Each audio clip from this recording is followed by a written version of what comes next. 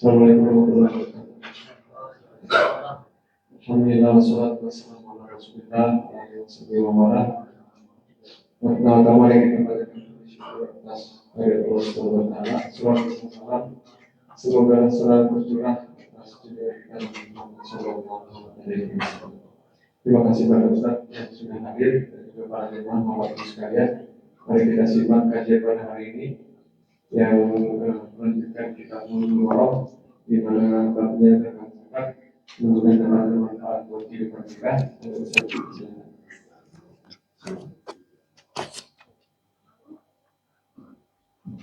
Kemarin sampai mana aja? Sampai mana aja? Belum. Oh, belum.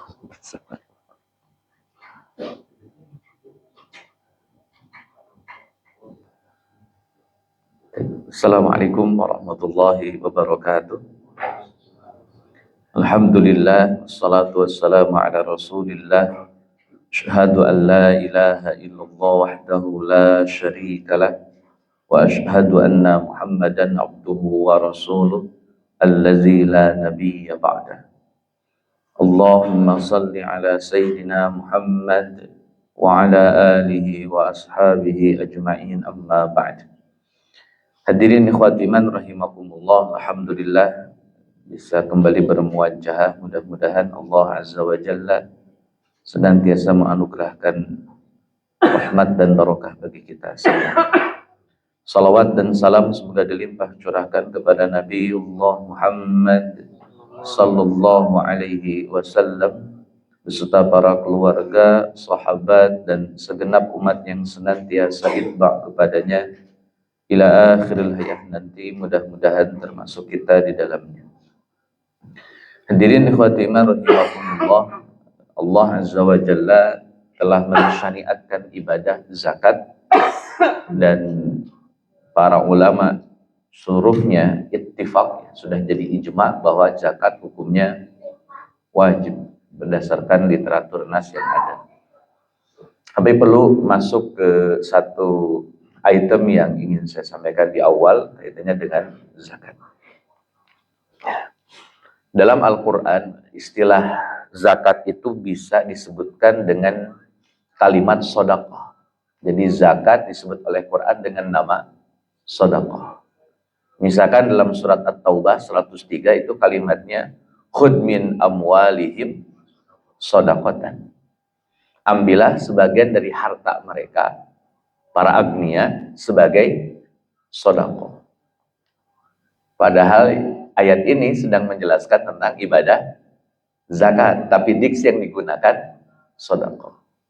Satu, jadi kadang zakat itu disebutnya sebagai sodaqah. Yang kedua, di surat At-Taubah ayat ke-60 itu para mustahik zakat. Nah, sama kembali Allah menyebutnya bukan zakat tapi sedekah. Innamas sadaqat lil fuqara'i wal masakin. Nah, hadirin ikhwati rahimakumullah, jadi penamaan zakat sebagai satu item dalam rukun Islam oleh Quran kadang disebutnya sebagai sedekah. Satu lagi, surat Al-Munafiqun ayat ke-10. Ada penyesalan orang yang mau meninggal. Jadi Rabbi laula akhartani ila ajalin qarib fa'asaddaq. Kalimat fa'asaddaq kalau ditafsirkan itu artinya zakat. Jadi mau disebut zakat, mau disebut sedekah, ya mananya sama-sama zakat. Padahal secara pelafalan tentu jauh berbeda antara sedekah dengan zakat. Sedekah itu something, sesuatu yang benar, itu sedekah. Kalau zakat sesuatu yang tumbuh dan berkembang.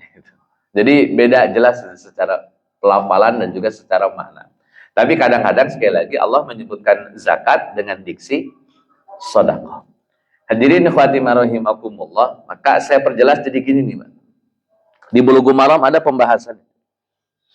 Jadi sedekah itu ada yang wajib, ada yang wajib, ada yang hukumnya sunnah. Itu kesimpulan. Jadi sedekah menjadi kalimat yang lebih umum daripada zakat. Sedekah yang wajib disebut dengan zakat. Nah, gitu. Itu sedekah yang wajib. Disebutnya zakat. Adapun sedekah yang sunnah ya secara umum sedekah memang hukumnya sunnah. Secara umum. Tapi ada sedekah yang wajib ada. Namanya zakat. Jadi zakat itu masuk item pembahasan sedekah. Makanya Al-Quran ketika menyebutkan zakat, rata-rata menggunakan diksi sedekah. Nah, hadirin khawatimah rahimakumullah, zakat ini dibagi dua. Secara esensi itu dibagi dua. Yang pertama zakat fitri, yang kedua zakat mali. Zakat fitri berkaitan dengan makanan yang kita sharing kepada kaum muslimin ketika selesainya aktivitas puasa di bulan Ramadan. Ini terikat dengan Ramadannya. Jadi tidak ada zakat fitri di luar bulan Ramadan itulah. Karena terikat dengan bulan Ramadan. Nanti dalam hadis, kalau kemudian kita pakai hadis rujukannya, zakat fitri itu fungsinya satu, tu'amatan lil masakin, untuk ngasih makan orang miskin. Nah, saya perjelas di sini, hadirin. Kalau bicaranya zakat fitri, fungsinya adalah untuk ngasih makan orang miskin, berarti mustahik zakat fitri berapa? Berapa orang? Mustahik penerima zakat fitri berapa orang? Berarti ya, miskin itu sama fakir, di dua-duanya tuh sama-sama miskin. Bedanya kalau fakir itu tidak punya penghasilan dan tidak mencukupi kebutuhannya tentunya. Kalau miskin masih punya penghasilan tapi tetap tidak bisa mencukupi kebutuhan, itu kategorinya miskin. Jadi lebih parah fakir daripada miskin. Walaupun sekali lagi ini khilaf para ulama, ada yang menyebutkan miskin lebih berat, fakir lebih ringan. Ya khilaf lah, pokoknya antara dua itu. Cuman para ulama yang saya rujuk adalah fakir tidak punya penghasilan, kalau miskin masih punya penghasilan tapi tetap tidak mencukupi. Kalimat hadisnya, zakat fitri itu tu'amatan lil masakin, ngasih makan ke orang miskin atau ke orang fakir dan miskin. Jadi mustahik zakat fitri cuma dua. Ya, ini mereka yang kategorinya miskin, amilin tidak masuk. Siapa lagi, Pak? Gharimin tidak masuk. Fisabilillah tidak masuk. Ibnu Sabil tidak masuk. Kenapa? Yang jadi pembahasannya, yang jadi kategori penerima zakatnya adalah orang miskin dalam konteks hadis. Terus yang innamas shadaqatu lil fuqara'i wal masakin dalam At-Taubah ayat 60 itu berlakunya bagaimana? Bagi zakat mal. Zakat yang memang dialokasikannya dari harta, bukan dari makanan. Dan secara teknikal nanti, kalau zakat fitri, ideanya langsung kepada mustahik dari si muzaki. Jadi tidak melalui lembaga, tidak melalui perantara yang lain, langsung. Kenapa? Ada sensasi yang berbeda. Kalau Bapak ngasih makan kepada orang yang sangat butuh, itu sensasinya beda. Tesnya lain. Makanya kalau zakat fitri ideanya langsung.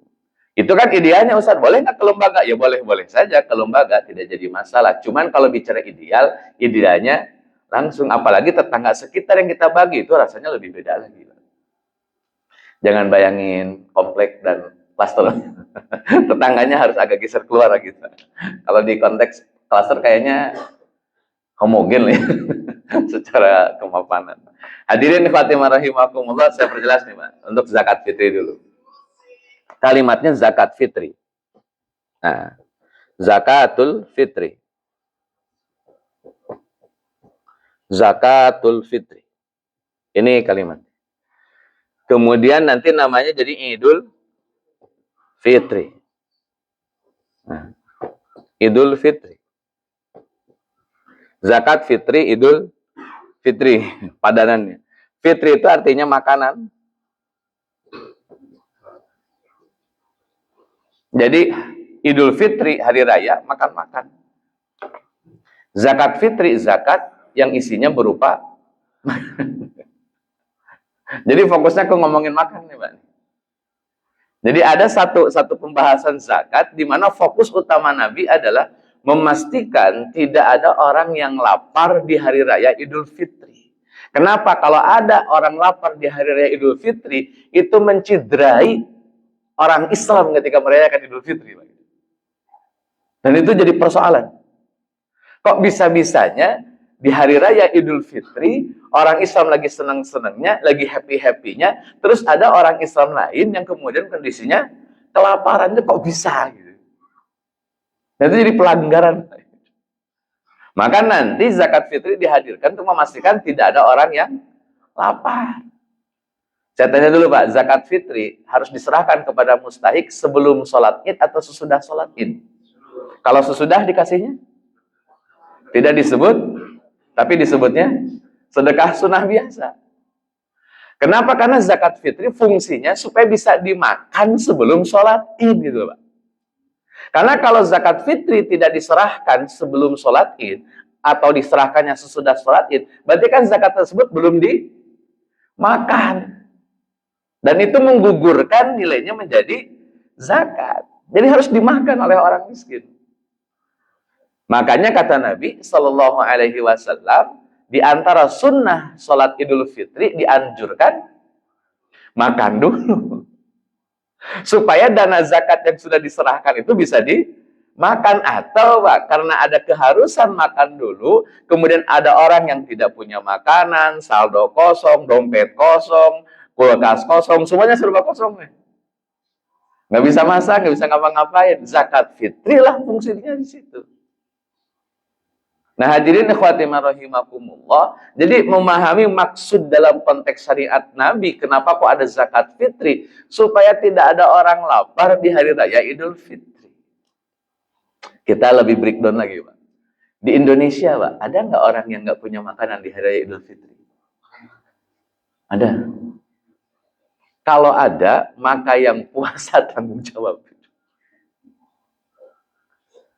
Yang puasa tanggung jawab Pak. Terutama yang paling dekat dengan mereka. Jadi kerapasannya banyak, sudah pasal tetangga, ya, misalkan dekat radius berapa meter dari rumah, sudah pasal tetangga. Yang kedua pasal, kok bisa orang puasa tidak care sama orang yang kelaparan? Itu Pak, jadi pasalnya bisa berlapis. Nah, itu fungsinya zakat fitri. Hadirin ikhwati rahimakumullah, dan Nabi membangun konsepsi ini secara rapi. Rapihnya bagaimana? Ketika bicara zakat fitri, maka Nabi Shallallahu Alaihi Wasallam mengharuskan diserahkan kepada mustahik sebelum orang itu sholat Idul Fitri, untuk memastikan itu dimakan dulu secara tenang, secara santai, secara nyaman. Maka Idul Fitri pelaksanaannya agak siang dibanding Idul Adha. Perbedaannya sampai 1 tombak, Pak. Kalau Idul Adha ketinggian matahari itu 1 tombak, laksanakan Idul Adha. Kalau Idul Fitri ketinggian matahari harus 2 tombak. Kenapa ada space lebih lama daripada Idul Fitri intervalnya? Ya karena tadi ada aktivitas makan dulu. Orang Indonesia itu kalau makan lama, Pak. Karena kebanyakan ngobrolnya daripada makan. Makan ngobrol. Setengah jam sendiri makan. Belum lagi sambil ngerjain yang lain. Multitasking lah gitu. Makanya dikasih space Pak, oleh Nabi Shallallahu Alaihi Wasallam, biarin agak siangan dikit saat Idul Fitrinya, toh mereka sedang asik makan. Hadirin ikhwati rahimakumullah, kenapa makan ini jadi urusan penting di zaman Nabi Shallallahu Alaihi Wasallam? Karena Quran ngomongin makan, hadis ngomongin makan, Pak. Jadi urusan makan nggak bisa dianggap sepele. Ini sanksinya Pak, kalau orang tidak mau ngasih makan. Boleh dibuka dalam surat Al-Ma'arij. Al-Mudaththir. Kalau ada ayatnya boleh. Di surat Al-Mudaththir ayat 43. Kita baca dari ayat 42 sampai 44. Nah, bukan 43 ya, 42 sampai 44. Ada kalimat gini, Pak. Masalakakum fi saqar. Kenapa kalian masuk neraka Saqar? Ada nama nerakanya Saqar. Qalu lam nakum minal musallin. Karena kami tidak mengerjakan salat, makanya masuk neraka Saqar. Yang kedua, Pak, walam nakun nut'imul miskin. Dan kami tidak suka ngasih makan Orang miskin nggak ngasih makan, Pak, sanksinya sakor gitu loh. Padahal cuma nggak ngasih makan itu, padahal pakai cuma itu, nggak ngasih makan, sakor gitu, Pak. Makanya perhatian Nabi untuk urusan makan itu dijadikan sesuatu yang sangat krusial dan penting. Kenapa? Resikonya sudah panggilannya neraka ini. Hadirin ikhwati rahimakumullah, ini betapa Nabi konsen dan komitmen untuk memastikan tidak ada kelaparan di zamannya. Ini kalau kemudian orang Islam membiarkan yang namanya kelaparan, itu pelanggaran besar. Pelanggaran besar.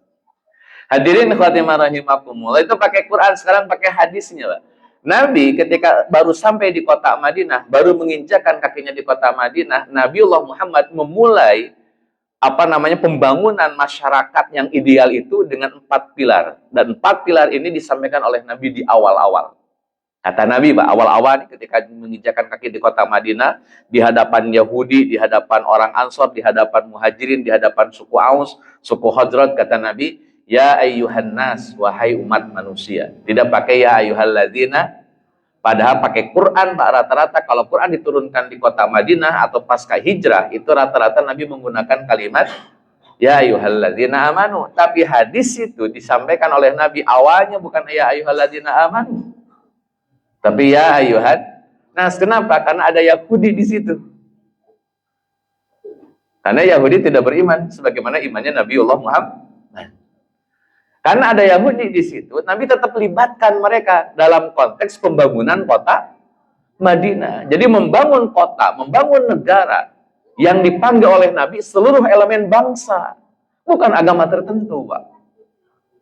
Untuk membangun sebuah kedaulatan negara. Jadi yang dipanggil oleh Nabi itu bukan hanya agama tertentu, seluruh keyakinan beragama yang ada di negeri tersebut oleh Nabi dipanggil. Makanya ya ayyuhan nas.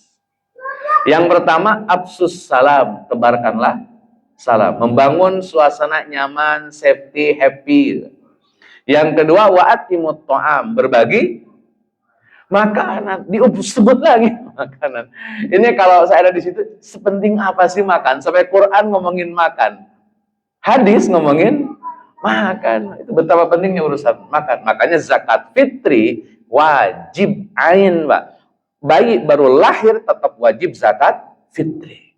Walaupun dia belum akil balik, zakat fitri wajib atasnya. Tinggal yang bayar bapaknya.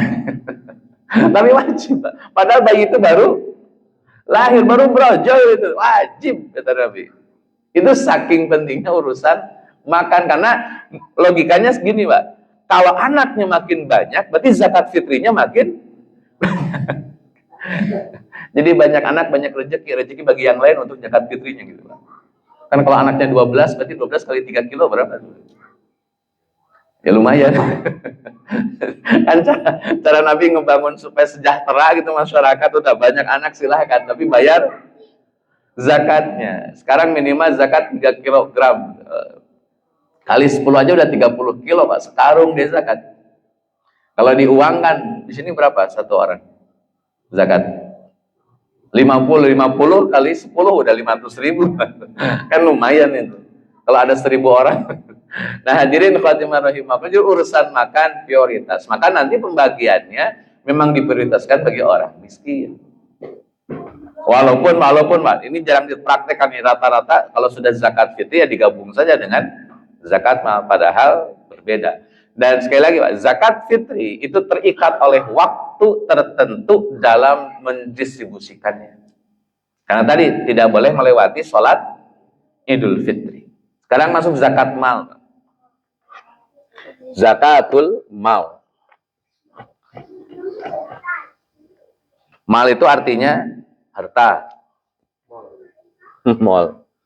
Makanya di mall banyakannya harta. Zakat mali.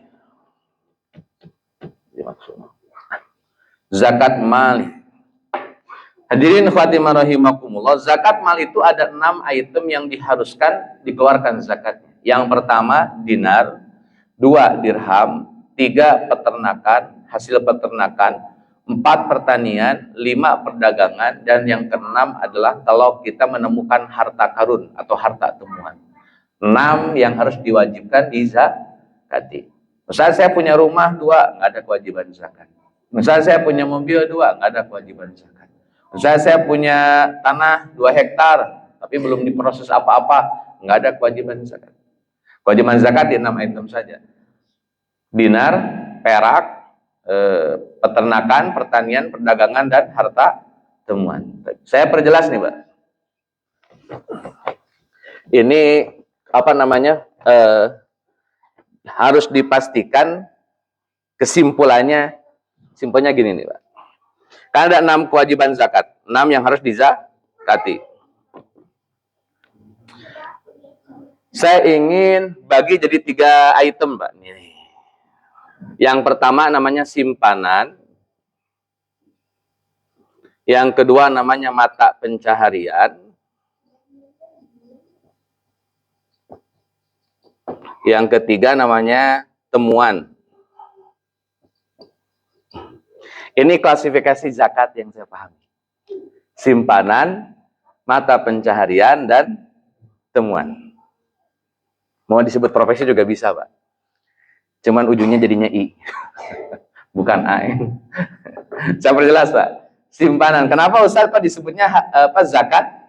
Simpanan, bukan zakat emas dan perak. Karena menggunakan diksi zakat emas dan perak saya kurang tepat gitu, Pak. Saya rasa kurang pas. Saya tanya dulu nih, Pak.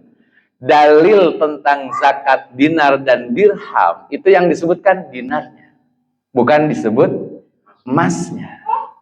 Kata Nabi, kalau kita punya uang 20 dinar, hitungannya 20 dinar, maka diwajibkan bayar zakat. Kalau punya uang 20, karena di zaman Nabi dinar itu mata uang. Kita kasih sampel. Saya, Pak, punya dinar 20. Kapan punya dinar 20 itu? 20 dinar. Misalkan bulan Ramadan tahun 1446 Hijriah. Punya uang lah saya 20 dinar. Sudah nisab belum? 20 dinar, nisab. Sudah. Cuman syarat dalam konteks dinar ini harus nunggu 1 tahun, namanya haul. Sehingga 20 dinar yang saya punya di bulan Ramadan belum saya keluarkan zakatnya, Pak. Kenapa? Karena harus saya tunggu sampai 1 tahun. Berarti Ramadan 1447 baru saya keluarkan. Kenapa disebut simpanan? Karena harus disimpan selama 1 tahun.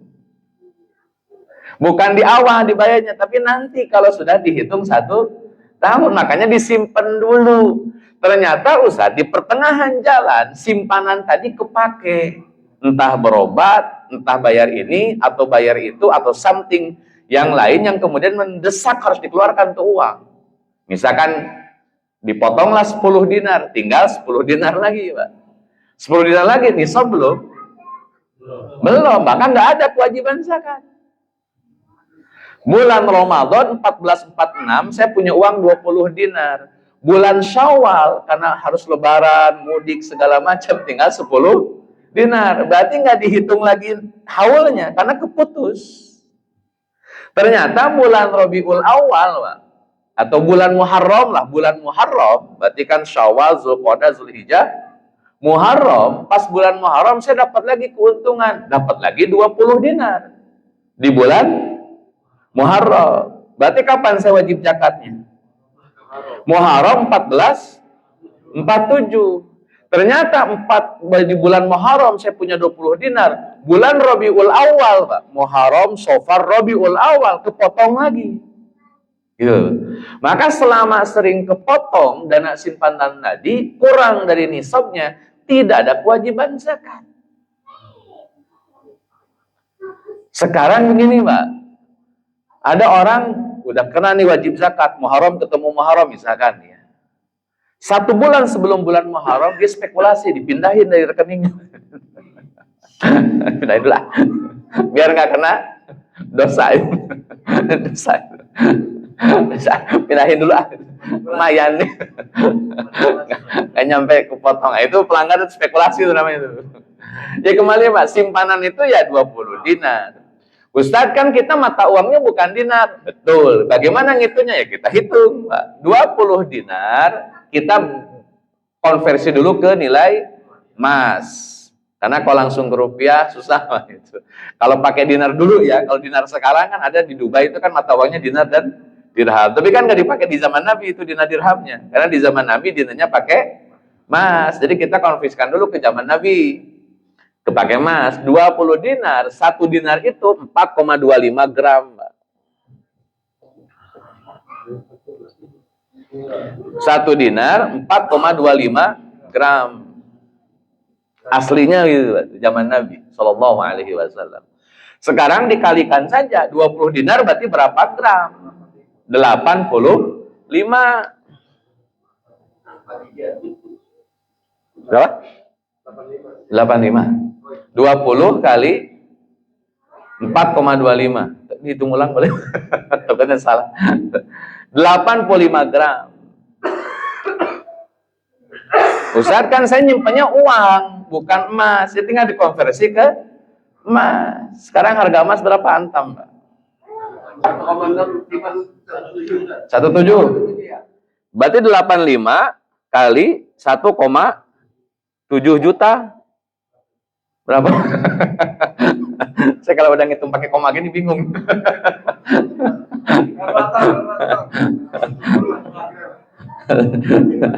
1.700.000 nih Pak, biar konkret nih.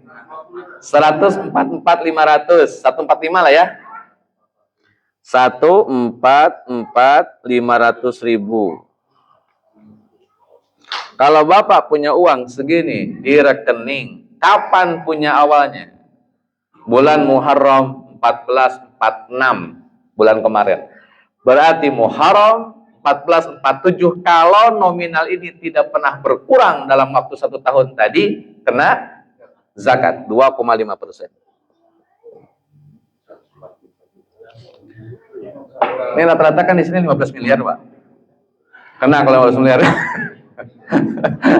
Kalau Bapak punya uang rata-rata 15 miliar, ya ada di sini nih, kena 2,5%. Itu disimpan, Pak, dalam waktu 1 tahun. Idealnya sih didepositkan ya, deposit misalkan 1 tahun gitu. Punya uang 150 juta, depositkan selama 1 tahun kena zakat. Misalnya didepositkan ataupun ditabung tapi tidak dipakai-pakai, ya tetap juga kena wajib zakat.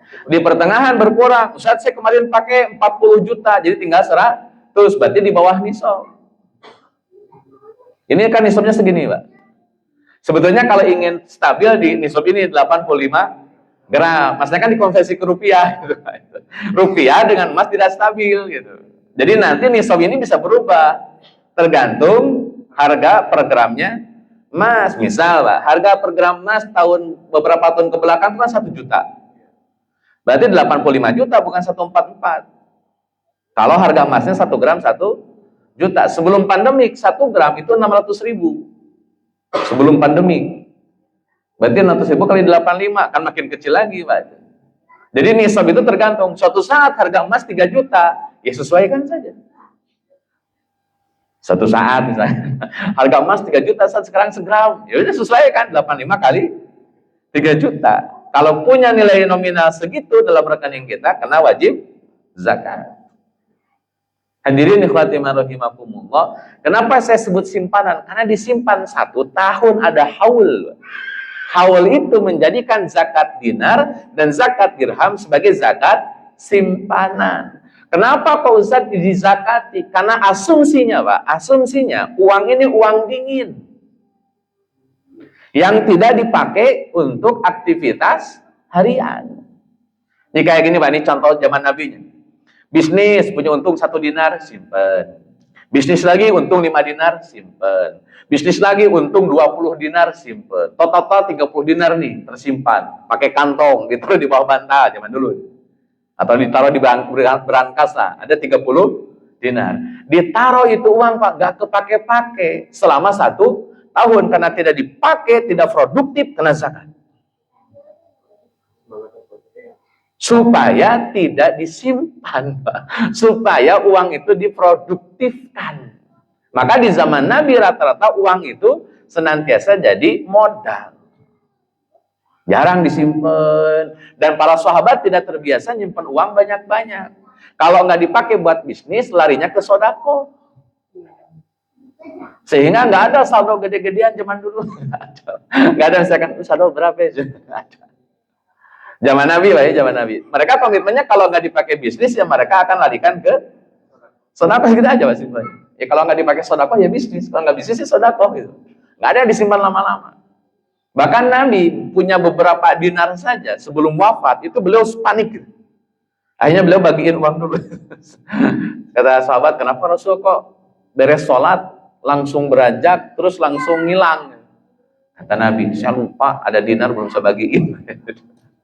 Nabi sampai di level itu gitu ya. Kalau kita kan kok langsung pulang kemana nyari dinar. Dinar di rumah masih satu, itu persoalannya kita malah nyari bukan ngebagiin. Nah hadirin khatimah rahimakumullah, itu simpanan. Kalau perak Mak, ini kan dinar, kalau dirham itu 200 dirham. Dirham itu uang dari perak. Saya tanya Pak, nilai 20 dinar dengan 200 dirham, gedean mana? Ayo Pak.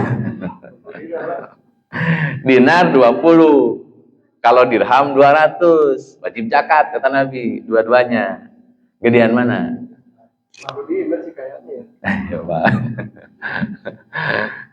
Besi sekilo, terus kapas sekilo, beratnya sama atau tidak? Kayaknya saya gitu tuh Pak. Cuman kalau hitung banyak-banyakan kapas sekilo. Tapi kalau bicara berat, ini sama-sama sekilo. Ini sama nilainya Pak. 20 dinar itu ya sama dengan 200 dirham. Kenapa? Karena 1 dinar sama dengan 20 dirham. Satuan itu Pak. Punya uang 2 juta. Punya uang 10.000, 200 berapa? Punya uang 2 juta. Satu lagi punya uang 10.000 tapi 200 lembar. Nilainya sama kayak gitu. Sama kayak gitu. Atau uang 100.000 sama uang 10.000 10 gitu Pak. Sama. Sama. Nah dinar itu 1 dinar sama dengan 20 dirham. Kalau Bapak punya 20 dirham itu sama dengan 1 dinar nilainya. Sekarang punya 200 dirham berarti sama dengan 20 wajib zakat. Jadi mau pakai perak, mau pakai emas nilainya sama. Makanya saya nggak setuju kalau jadi zakat emas, zakat perak, karena secara nilai beda nantinya.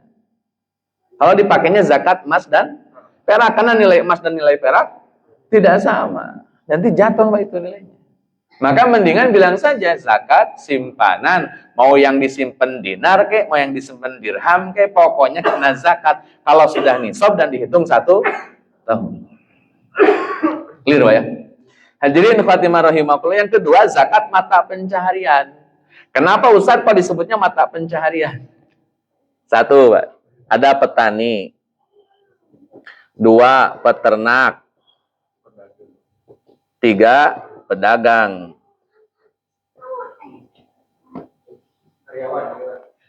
Zaman Nabi belum. 3 dulu. Ini kan yang tadi saya sebutkan tuh, pertanian, perdagangan, perzakatan. Perzakatan.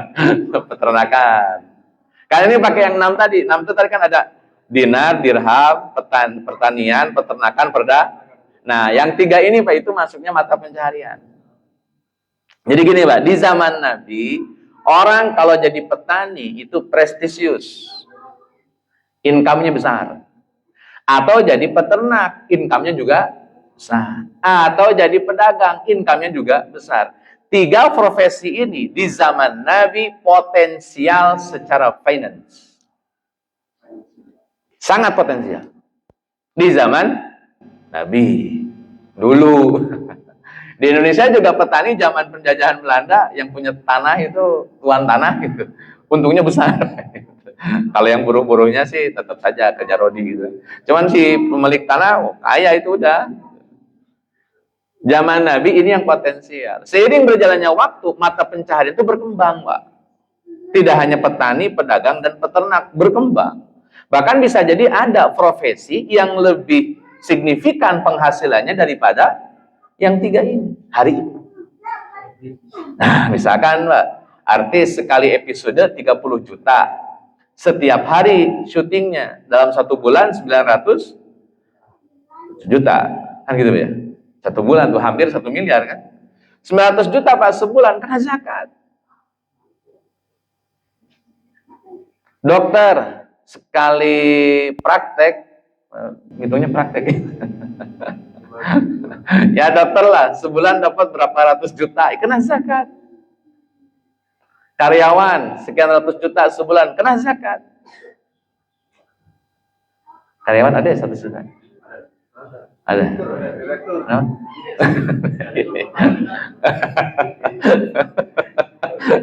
Ya pokoknya itu. Jadi menyesuaikan aja gajinya berapa ya. Kalau sudah, nanti kita hitung Pak nih. Bagaimana cara ngitung bata pencaharian? 3 item ini masing-masing punya hitung-hitungannya. Saya kasih contoh dulu Pak. Pertanian. Kalau pertanian ini dihujani oleh Allah langsung lah, diairinya oleh hujan. Jadi nggak ada irigasi, nggak ada kos buat beli air, tuh nggak ada. Maka tak ada hujan. Maka zakatnya 10% dari hasil panen. Karena nggak ada upaya dan usahanya sama sekali. Bapak kan nggak punya effort gitu, udah 10% gitu. Kan nggak ada ngapa-ngapainnya gitu Pak. Ya memang ada tetap kayak ngasih apa ngasih, tapi kan hujannya tetap dari Allah, jadi 10%. Dengan konsekuensi Pak, zakat 10% ini dikeluarkan tiap kali panen. Fa'tu haqqahu yauma hasadih, kalimat Qur'annya. Jadi tiap kali panen keluarkan. Sekarang misalkan kita ambil sampel pertanian Pak, di Indonesia 1 tahun berapa kali panen? 2. Kayaknya bisa lebih Pak. Padi apa dulu? Itu yang 2 kali itu padi apa? 2 kali. Tapi bisa disetting jadi 3 kali. Katakanlah kita ambil yang banyak 3 kali, Pak. Berarti per 4 bulan panen lah gitu ya. Biar gitu nggak apa. Maka tiap 4 bulan keluarkan zakatnya. Panen, keluarkan zakatnya. Setiap kali panen di 4 bulan tadi atau di 6 bulan. Berapa yang harus dizakati? Hasil pertanian kalau sudah di atas 600 kilogram. Dari beras, dari gabah. Kelipatan 600 kilo dari gabah sudah kena zakat. Saya 2 ton, ya tinggal dihitung. Ustaz saya 3 ton, tinggal dihitung. 600 kilo saja sudah kena zakat, apalagi 10 ton. Apalagi 20 ton, ya kena zakat pasti. Ngitungnya bagaimana? Hitung saja. 600 kilogram dipotong 10%. Kemudian dapat 3 ton, ya ambillah 10%-nya. 3 ton diambil 10%, berarti 3 kintal, keluarkan dalam bentuk gabah yang masih ada kulitnya. Itu kalau hitungannya beras, padi misalnya, pertanian. Sekarang tada hujannya tidak, karena pakai irigasi, berarti 5%. Katakanlah panennya 3 kintal, ambil 5%-nya, berarti 150 kilo, ikhlas keluarkan. Setiap kali panen. 600 itu maksudnya akumulasi atau setiap kali panen atau gimana? Misalnya panen. Sekali panen 600, itu minimal. Misalnya panen pertama 100, panen kedua. Oh, total. Maksudnya panen pertama itu kan 4 bulan. Nah. Dalam setahun 600 atau? Enggak, setiap kali panen. Setiap kali panen. Sawahnya gede Pak, sawahnya gede. Iya. Setiap kali panen. Setiap kali panen 600 berapa? Iya, betul. Misalkan panen, usaha saya panen cuma 10 kilo ya, 10 kilo. Ya sudahlah, nggak usah. Nggak usah Pak. Tapi kalau setiap kali panen dapatnya 600 kilo minimal, itu kan minimal 600 kilo itu Pak. Minimal sekali, baru kena zakat. Kalau lebih besar ya lebih. Komoditas apa? Ada spesifiknya? Kalau di zaman Nabi tentunya gandum gitu Pak. Kalau konteks kita ya padi gitu, kalau konteks kita. Karena ada beberapa komoditas yang dia tidak terlalu berat atau mahal gitu kan. Kayak panen Vanili namanya misalnya. vanili. 1 kilo itu mahalnya tahun kira-kira gitu ya. Konteksnya nanti, ini kan mata pencaharian yang di zaman Nabi ini kan di situ, Pak. Nah, nanti Yusuf Qaradawi dia punya satu pertimbangan ketika hasil pertaniannya lebih besar daripada hasil padi atau gandum, maka kena zakat. Itu cara menggambarkannya begitu, Pak. Jadi mengambil dulu format baku di zaman Nabinya, nanti ditarik dalam konteks dinamika perkembangan zaman sekarang. Termasuk mata pencaharian kan nggak cuma 3 nanti kata Yusuf Qaradawi. Makanya muncullah istilah zakat profesi. Zakat profesi itu kan lahir sebagai bagian dari solusi yang ditawarkan oleh para ulama kontemporer karena ini banyak di penghasilan yang lebih besar daripada petani, lebih besar daripada pedagang, lebih besar daripada peternak dan nilainya juga luar biasa, maka kena zakat. Kurang lebih begitu Pak. Di zaman Nabi tidak kena zakat selain yang 3 karena yang 3 inilah yang paling potensial, Pak. Di zaman Nabi, dokter itu tidak boleh nerima uang. Dokter itu nggak ada gajinya, Pak. Di zaman Nabi yang namanya pengobatan atau kesehatan itu charity. Dia sosial. Makanya kalau ada orang ngebekam, dia nggak boleh pasang tarif. Zaman Nabi nggak boleh, Pak. Jadi pembekam itu hanya dikasih sebagaimana kerelaan si yang dibekam. Jadi nggak bisa pasang tarif sekian. Kenapa? Karena bekam di zaman Nabi sifatnya charity, bukan profesi yang secara komoditas ekonomi. Secara finance bukan. Oke lagi, jadi ini kembali ke pertanian dulu, Pak. Hadirin ikhwati rahimakumullah, ada nantinya yang menisbatkan kepada pertanian. Setiap kali panen si karyawan wajib zakat. Tiap kali panen. Kapan karyawan tiap kali panen? Senilai 600 kg kalau senilai itu berarti kena zakat dari neto, dari bruto. Kalau pertanian dari bruto, Pak. Jadi sebelum kita pakai buat bayar ini bayar itu, keluarin dulu tuh 2,5%. Kalau dikiaskannya ke pertanian dan bukan 2,5 tapi minimal 5 kan hasil usaha sendiri 5. Itu kalau mau pertanian dikiaskan, zakat profesi dikiaskan kepada pertanian. Tiap kali panen, keluarkan 5% dari bruto. Total, tunjangan, transport, makan. Berapa nilainya? Sekian. Kena zakat? Kena. Keluarkan 5%. Tiap kali panen. Karena tiap kali panen tiap bulan, berarti tiap bulan. Kalau pakai zakatnya pertanian. Sekarang ke peternakan. Peternakan itu kan kalau kambing 40 ekor. Kalau nisabnya sudah nyampe di 40 ekor kambing, berarti sudah kena kewajiban zakat. Zakatnya 1 ekor kambing. Harga 1 ekor kambing, Pak, yang minimal lah. Berapa? 3 jutaan. 3 juta kali 40. Setiap punya penghasilan dari ternak itu senilai 140 juta atau profesi ya, punya profesi dari 140 juta, tiap masuk 140 juta keluarkan zakat. Masuk itu kalau mau dikiaskan ke peternakan. Karena konteksnya di zaman Nabi kalau orang punya 40 ekor kambing, langsung tuh terfikirnya 1 harus dikeluarkan sebagai zakat. Dan itu berlaku kelipatan, Pak. 40 nanti 80 terus sampai ke 120. 160 sampai ke 1000, 2000 terus kelipatannya. Pokoknya per 40 keluarkan zakatnya 1. Sekarang Ustaz kita punyanya 4000. Berarti berapa Pak yang dikeluarkan? 4000. Ambil 1, 40 ambil 1, kalau 4000 100. Keluarkan tuh 100 ekor kambing jadi zakat. Mudah-mudahan banyak Pak. Jadi jangan nanggung. Ustaz ini ternak ayam, ternak kambing, kambing. Itu dalilnya. Kalau ternak ayam, infak aja lah. Kenapa? Karena di zaman Nabi, ayam tidak jadi komoditas ternak. Di zaman Nabi itu ternaknya yang bisa diangon, Pak. Bukan yang bisa ditaruh di kandang. Makanya di zaman Nabi, pasti hewan ternak semuanya diangon, digembalain. Kambing, sapi, onta, itu semuanya dilepasannya gitu. Nah, Nabi itu termasuk salah satu atau salah seorang pengembala kambing. Kalau sapi punya 30, baru keluarkan zakatnya. Zakatnya, Pak, 1 ekor sapi, 1 ekor kambing.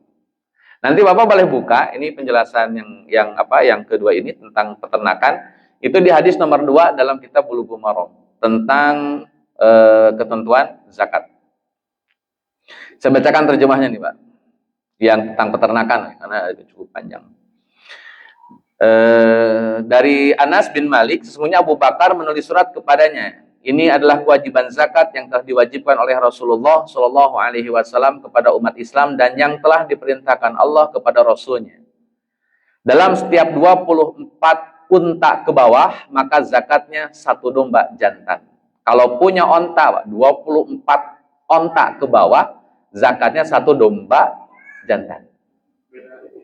Jadi kalau punya onta, yang dizakatkan domba, bukan ontanya. Maksudnya jangan ngeluarin ontanya. Kan minimal 5, Pak. Punya 5 onta, keluarin 1 kan rugi. Allah juga ngerti, Pak. Kasihan nih kalau ngeluarin onta, 5 onta, keluarin 1 jadi 4. Ya. Punya 5 onta, zakatnya kambing. Gitu. 1 ekor. Dalam setiap 5 onta, maka zakatnya 1 domba betina. Kalau kurang dari 24, misalkan ada 5, 6, 7, 20, 21, 23, zakatnya 1 ekor domba jantan. Kalau cuma 5 ontanya, zakatnya 1 domba betina. Jadi Bapak harus tahu mana jantan, mana betina. Ini kalau di atas, di bawah 20 onta. Ini kalau ini cuma 5 onta, ya zakatnya domba betina. Itu untuk urusan onta, Pak. Kemudian apabila tidak ada, nanti saya lewat saja yang ini. Kemudian apabila mencapai, saya lewat dulu, ini masih puluhan, Pak. Pokoknya minimal 5. Nanti kalau kelipatan ada masing-masing punya hitung-hitungannya. Zakat kambing peliharaan. Apabila mencapai 40 sampai 120 adalah 1 ekor domba betina. 40 sampai di 120. Maaf tadi saya koreksi. Dari 40 sampai 120, maka zakatnya cuma 1 ekor domba betina. Berarti 120 lah. Tiap punya 120 domba, maka dia punya kewajiban 1 ekor. Atau di atas 40. Pokoknya 40, 45, 46, 200, 100, 120, zakatnya 1 ekor domba. Kenapa? Setiap kali jumlahnya masuk hitungan. Misalkan 1 tahun masih cuma 35, ya enggak akan zakat. Tiap tahun dapatnya 40 terus. Ya kena zakat terus. Ya. Ya kan gaji setahun sekali, tiap nyampe 40 keluarkan. Kan pasti mereka beranak lagi. Ternyata bulan ketiga nyampe 45, keluarin lagi. Di sini tidak ada hitungan 1 tahun. Pokoknya tiap ada masuk hitungan kuota minimal kena wajib zakat, ya dikeluarkan zakat. Yang tahun itu kayaknya yang simpanan aja. Yang simpanan, yang hawal itu disimpan. Kalau toh kemudian nanti kan gini, 40 sampai 120. Misalkan pas si kambing ini beranak, berengan nih. Kan ada musimnya pasti, musim beranak. Itu nyampelah angka kambingnya 150. Berarti hitungannya bukan 1 lagi itu nanti. Karena di atas 120. Kalau di bawah 120, di atas 40, zakatnya cuma 1. Dapat kambing 100, dapat kambing 110, 1 saja. Itu kalau zakat peternakan. Itu kambing. Ini juga ada beberapa, nanti Bapak bisa baca di hadis keduanya. Terus yang sapi tidak boleh menyatukan kambing-kambing yang terpisah. Ini harus menyatu. Tidak boleh dipisah-pisah.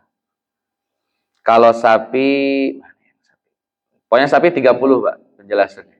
Dan itu zakatnya juga 1 ekor kambing. Jadi kalau punya onta, kambing. Punya sapi, ya kambing.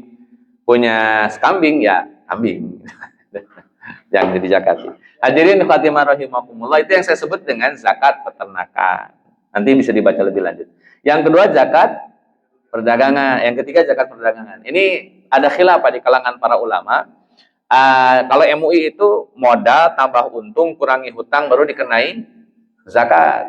Ada juga yang menggunakan asar Umar bin Khattab, Pak. Kalau asar Umar bin Khattab, orang itu sebelum dia masukin modal, sebelum dia invest, sebelum dia belanja, itu dipotong dulu 2,5%. Jadi sebelum pemasukan modal. Dari mana dalilnya? Jadi Umar bin Khattab waktu itu ketemu orang mau jual kulit. Terus kata Umar, mau kemana tuh? Mau dibawa kemana itu kulit? Kata sahabat ini, saya mau jual wahai Umar. Terus kata Umar, udah dibayarin zakatnya belum? Sehingga sebelum itu dijual harus dizakatin. Jadi sebelum produk itu dijual, itu dizakatin dulu. Kalau pakai asarnya Umar. Nisab tidak ada.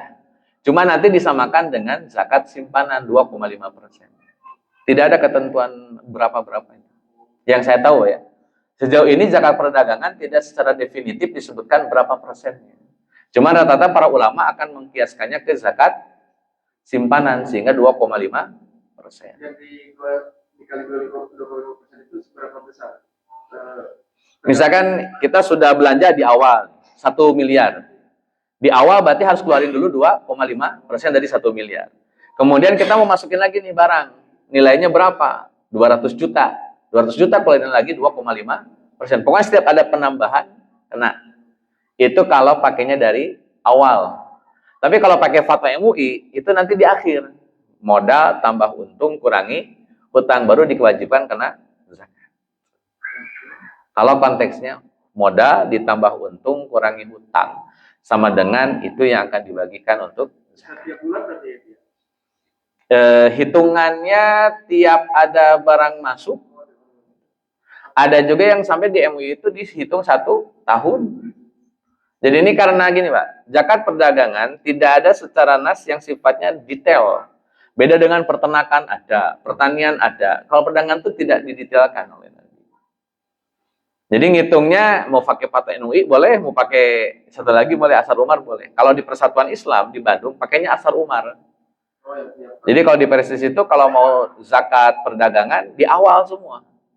Nanti membangun logikanya biar berkah, sok keluarlah zakatnya.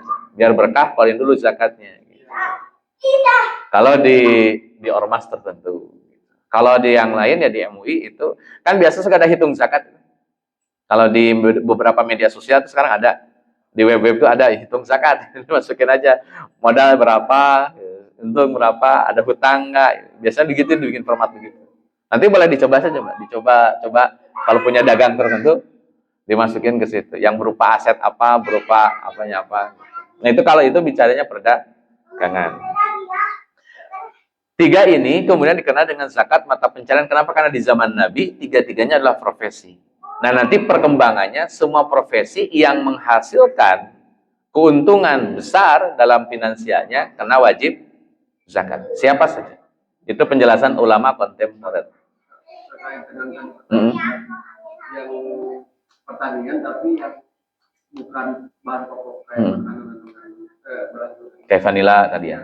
Itu yang saya pernah dengar jadinya dapat perdagangan karena dijual. Ya, gitu apa? Kalau hasil buminya saya nggak tahu ya. Kalau hasil buminya saya kan pertanian. Tapi kalau produk vanilanya kemudian dijual, ya jadi perdagangan sama kayak jual beras. Kalau misalkan dia jualannya jualan beras, kan mahal. Berapa hektar? Satu kebon ya. Kan bisa aja dia 100 juta, 100 sampai 2 juta atau panen. Kan nggak ada zakat pertanian itu durian kan? Nggak ada. Berarti perdagangan. Ya. Tapi tetap dizakatin nggak? Nggak. Nggak pakai perdagangan atau? Iya. Pastinya kan kias yang akan digunakan. Mengkiaskan dari satu jenis pertanian yang di zaman Nabi tidak dikenai zakat. Apakah nanti disamakan dengan pertanian? Kan sama dengan profesi juga. Profesi itu mau dinisbatkan ke pertanian atau ke perdagangan atau ke peternakan gitu. Jadi karena tidak ada patokan khusus dalilnya secara definitif, maka semuanya pasti akan dikiaskan. Kan kalau dalam mazhab Syafi'i itu gitu, Pak. Ketika tidak ditemukan dalil secara definitif, maka biasanya akan digunakan kias. Nah, kiasnya ini kemana? Asal jangan kias malfarik kan, kias yang salah itu. Mau di pertanian, mau di peternakan, mau di perdagangan, ya monggo saja. Mungkin vanila Udah masukin aja kan ini sama-sama mata pencarian, sama-sama profesi, sama-sama menghasilkan, sehingga masuknya zakatnya zakat mata pencarian. Tinggal mau yang mana yang dinisbahkan, pertaniannya boleh, perdagangannya boleh, gitu. Prinsipnya kan gitu, karena makanya saya sebutkan secara klasifikasi, ada simpanan, ada mata pencarian, ada temuan. Saya contoh lain. Saya punya emas batangan 2 kilo. Kira-kira masuk mana? Simpanan. Karena disimpan emasnya. Atau saya punya senilai emas sekarang apa? Bitcoin. Bitcoin. Saya punya Bitcoin ini. Bitcoin ngitungnya gimana? 1 bit atau 1 apa? 1 koin. Ini belum nyerempet. Nyerempet. Nyerempet dan pertanyaan pertama. Kalau ya bukan masalah kecil. Kalau yang kita tahu, kalau rumah sama kendaraan itu enggak kena. Tapi itu pertanyaan. Ada rumah yang kita punyanya nggak satu. Satu misal bapaknya punya villa di Jogja. Mungkin disewakan. Atau kalau nggak disewakan nggak tahu juga definisi hukumnya seperti apa. Tapi kalau ketika disewakan kan pasti ada apa namanya, ada penghasilan. Baik. Itu gimana maksudnya? Yang pertama. Yang kedua, ini nyampe ke itu tadi. Saya yakin bahwa ini banyak punya simpanan saham. Saham ya. Terlepas saham itu jadi istilah di apa ya, di kalangan ulama, ada yang membolehkan, ada yang membolehkan. Mungkin bahwa di sini yang dipercaya, mungkin yang mengambil apa namanya, mengambil pendapat boleh. Gimana jika ikutnya kemana itu? Ini saham. Yang kedua, yang ketiga baliknya ke simpanan. Saya dulu jujur pernah berdebat sama ibu saya. Saya bilang emas simpanan itu dikeluarkan zakatnya tiap tahun. Tapi dia bilang ini bukan emas batangan, bukan emas ini. Di perhiasan. Nanti pakai. Walaupun kadang mohon maaf, kadang ibu digabung ya. Pandangan ya, saya rasa itu pasti lebih dari nisabnya. Nah, saya dulu sempat berdebat, bagi saya harus dikeluarkan di setiap tahun walaupun itu perhiasan, bukan yang simpanan. Itu gimana? Hadirin khawatimah rahimakumullah. Saya ingat yang terakhir dulu paling Jadi para ulama bicara perhiasan memang khilaf. Cuman yang disepakati satu, itu dibayar di awal. Itu sepakat. Adapun dibayar tiap tahun itu keutamaan afdholiyah yang dianjurkan. Bukan sebagai kewajiban. Jadi tiap tahun itu tidak masuk kategori kewajiban. Untuk zakat yang sifatnya perhiasan tadi. Tapi kalau dibayarkan di awal, ketika pembelian langsung dikeluarkan zakat, itu ittifaq para ulama sepakat. Jadi yang ittifaq itu ya dikeluarkan di awal sekali saja. Itu ittifaq. Kalau sudah ada pertanyaan, tiap tahun bagaimana? Diperdebatkan. Dalam rangka ikhtiyat kehati-hatian dianjurkan. Tapi bicara dianjurkan kan bukan sebagai kewajiban, karena dia sebatas anjuran saja. Kalau itu memang disepakati sebagai zakat perhiasan. Misalnya, Aisyah radhiyallahu anha itu kan pembahasan zakat perhiasan itu dalam Bulughul Maram terpisah. Dia terpisah dari zakat mal. Ya, perhiasan itu terpisah dari zakat mal. Ada 3 hadis kalau tidak salah tentang zakat perhiasan. Yang pertama dari Aisyah. Aisyah tuh pakai cincin perak. Terus dia bangga-banggain di hadapan Nabi. Rasul lihat cincin saya dari perak. Terus kata Nabi, udah dijakatin belum? Belum. Jakatin dulu kata Nabi. Jadi itu perintah untuk zakat perhiasan. Satu lagi ada anak perempuan pakai gelang emas. Terus lewat. Kemudian Nabi nanya, sudah dijakatin belum gelang anak ini? Kata ibunya, belum. Kamu mau anak kamu itu digelangi api neraka gitu. Akhirnya emas ini langsung dibuang oleh ibunya. Padahal Nabi cuma nyuruh zakatin, bukan dibuang. Cuma mungkin dia panik karena dengar neraka, wah kan bahaya nih gitu. Jadi agak miss. Akhirnya dibuang Pak, oleh si ibu ini dan anaknya pergi. Nah, 2 hadis ini menjelaskan tentang zakat perhiasan. Di mana kalau orang mau pakai perhiasan, keluarkan dulu zakatnya di awal. Adapun tiap tahun itu berkaitan dengan keutamaan atau afdholiyah. Nilainya 2,5%. Nilai gramnya Bebas. Pokoknya tiap pembelian emas, perhiasan, kena 2,5%. Mau 1 gram, 2 gram, 3 gram, 10 gram. Karena bukan simpanan ya. Bukan simpanan. Jadi nggak ada nisab 185 kalau perhiasan. Pokoknya tiap beli perhiasan, kalung, anting, gelang, kena zakat. Nah sekarang muncul fenomena, Pak. Si zakat perhiasnya disimpan, tidak dipakai. Kan ada beberapa perhiasan warisan, misalkan gitu. Ini punya nenek kamu, ini punya buyut kamu, itu disimpan nggak dipakai, Pak. Kalau disimpan, ya jatuhnya jadi zakat simpannya karena disimpan. Mau dia bentuknya cincin, bentuknya kalau disimpan tidak dipakai-pakai, itu tetap dihukumnya zakat simpanan. Usaha dipakai tapi jarang, perhiasan. Walaupun jarang, misalkan khusus kondangan. Kondangan dalam 1 bulan 1 kali 2 kali, ya tetap kena zakat perhiasan kalau itu. Tapi kalau disimpan sama sekali nggak dipakai karena hanya sebagai warisan atau apalah gitu, dia kena zakat simpanan minimal 85 gram. Betul.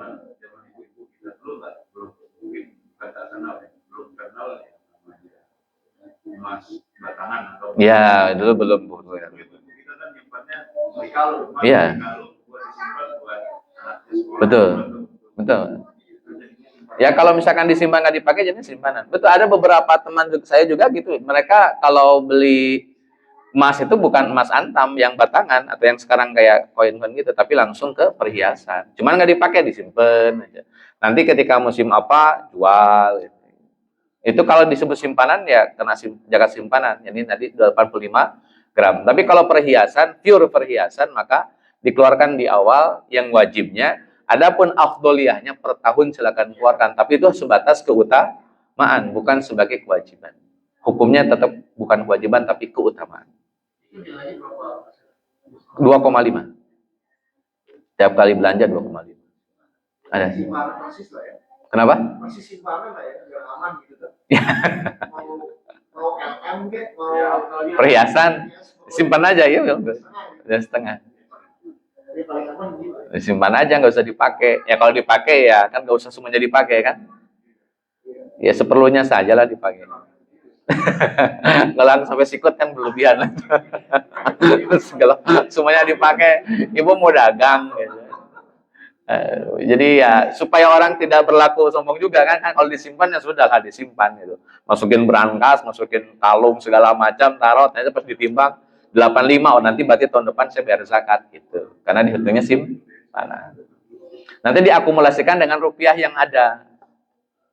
Ditotalin. Misalkan nilai rupiahnya cuma 50 juta saat belum masuk nisab nih karena 1445. Ya tapi emasnya sudah 1 kilo gitu. Nah, jadi digabung keluarin zakat. Nanti mau dihitungnya rupiah, monggo dihitungnya emas silakan. Terus yang kedua tadi apa, Pak? Oh, saham. Bitcoin saham. Bagaimana dengan zakat saham? Ini kan maksud zakat kontemporer nih, Pak. Para ulama kontemporer kalau nyarinya di ulama klasik nggak ada. Saya pastikan itu. Kita misalkan buka literatur ulama klasik, zakat saham, ya bolak-balik nggak akan ketemu. Karena belum ada pembahasan saham waktu itu. Nah, itu adanya di ulama kontemporer. Seiring berkembangnya waktu dan zaman, perkembangan zakat oleh ulama kontemporer diharuskan ada. Kayak saham dan lainnya, suku deposito. Itu nanti jadi perdebatan di kalangan para ulama. Terutama mereka yang mengharuskan adanya dalil. Mereka akan, nggak ada dalilnya. Nggak ada dalil ya sudah, nggak perlu. Tapi mereka yang kemudian mengembangkan cara berpikir usul fikihnya bahwa ini kan sama dengan jenis ini, dengan jenis simpanan atau dengan jenis perdagangan, ya tetap kena zakat. Nanti saham itu masuk pasal perdagangan, jual belinya atau simpanannya. Kalau disimpan berarti zakat simpanan, kalau diperdagangkan berarti zakat perdagangan. Nanti tinggal dihitung saja mau pakai metode yang mana perdagangannya. Kalau simpanan kan jelas. Saya punya saham nih, saya simpan selama 1 tahun dan ternyata hasilnya surplus, keluarkan zakat. Ya, atau masuknya di pasar perdagangan. Misalnya saya ini dalam rangka dagang nih, jual beli saham, mantengin bursa efek. Wah, lagi naik jual ya, lagi murah beli ya, silakan bayar itu. Perdagangan berarti yang dipakai. Betul. Kalau mau dimasukkan jual beli sahamnya berarti perdagangan. Kalau disimpan berarti simpanan. Kan ini perluasan saja, itu pasti ada perdebatan di kalangan para ulama. Kenapa? Karena kontemporer persoalannya, Pak. Jadi kalau persoalan kontemporer pasti saja ada ruang-ruang sudut pandang yang berbeda. Tapi ala kulli hal, kita kan pengen safety. Nanti gini kaidahnya, hadirin Fatimah rahimakumullah. Ini prinsip yang saya pakai. Kita tidak lagi memperdebatkan zakat profesi ada atau tidak ada, atau sodakoh itu harus gimana, atau infak harus gini atau bagaimana. Kembalikan semuanya ke surat Al-Lail. Fa'amma man a'ta wattaqa. Siapa yang memberi maka dia bertakwa. Jadi semua pembahasan ibadah dalam kurung memberikan uang atau memberikan harta, mau zakat, sodakoh, infak, wakaf, hadiah, hibah, wasiat, apapun namanya, konsep dasarnya adalah a'ta, memberi. Mau nggak memberinya? Mau dikasih nama zakat, ya monggo, sebutkan zakat. Ustaz nggak diakomodir oleh zakat, infak. Saya pernah lah diskusi di sebuah institusi. Institusi ini auto debat dipotong 2,5%. Langsung zakat. Gitu. Protes lah si karyawan. Ini nggak ada dalil, nggak ada dalil. Diskusilah dilakukan. Saya dihadirkan, Pak. Daripada panjang lebar nih perdebatannya, saya tanya, yang pro zakat profesi mana? Aman, selesai, Pak, itu ya. Tidak usah saya edukasi lagi kan. Yang tidak setuju, angkat. Kenapa tidak setuju? Karena tidak ada dalilnya. Baik, kita hilangkan kalimat zakat profesi. Yang 2,5% yang diambil oleh kantor, anggap saja infak. Mau tidak? Pada diem tuh, Pak. Kan zakat profesi nggak ada dalilnya. Ya kita nggak usah pakai zakat profesi niatnya. Niatkan infak 2,5%. Bagaimana? Masih juga diem. Yang saya tanya, Bapak itu nggak mau ngasih gara-gara zakat profesi yang masih diperdebatkan, atau emang beneran nggak mau ngasih?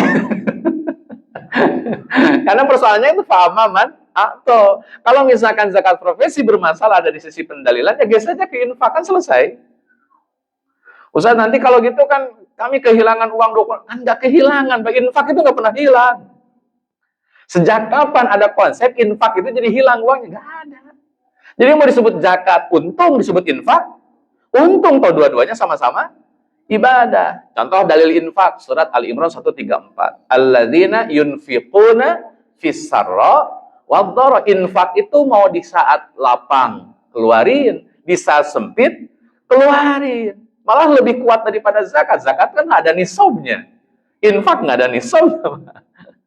Bapak jual rumah, nggak ada kewajiban zakat. Infak yang ada. Bapak jual motor, jual mobil, nggak ada kewajiban zakat, yang ada infak. Kenapa? Karena infak itu tiap kita punya income, berapapun nilainya, keluarkan infaknya.